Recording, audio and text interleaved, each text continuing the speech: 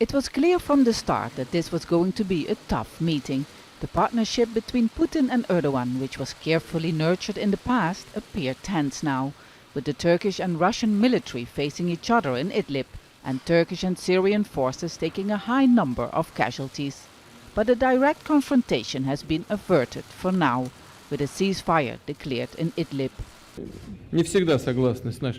We don't always agree with our Turkish partners on what happens in Syria, but every time in crucial moments we manage to find common ground on controversial issues and find an acceptable solution based on the high level of our bilateral relations. That's what's happened this time.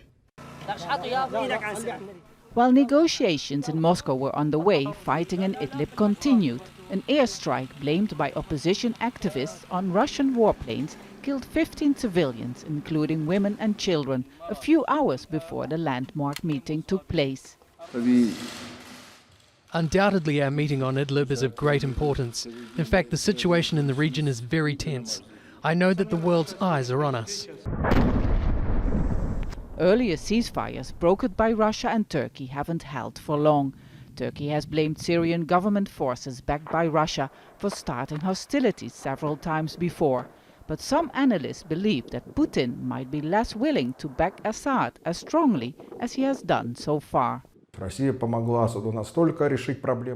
helped Assad to solve Idlib's problem, as long as it didn't lead to a direct confrontation between Russia and Turkey.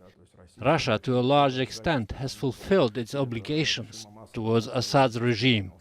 So after that, Russia will likely try to make steps towards Ankara.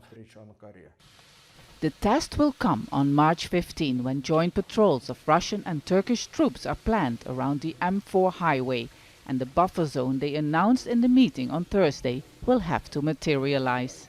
Tense but constructive, that's how President Putin has described the 6-hour talks with his Turkish counterpart.